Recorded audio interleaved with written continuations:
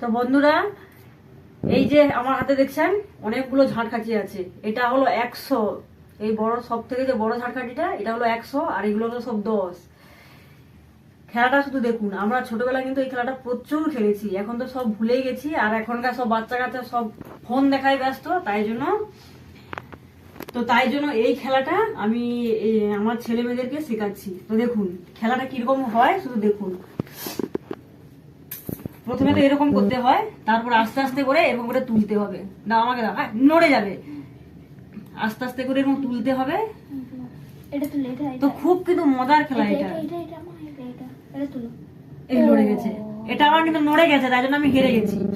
এবারে আমি যতগুলো তুলবো, আর এটা আমার 100, 10, 20, 30, 40, 50, 60, মানে আমি 160 স্কোর করেছি, আর আমার ছেলে করেছে 190।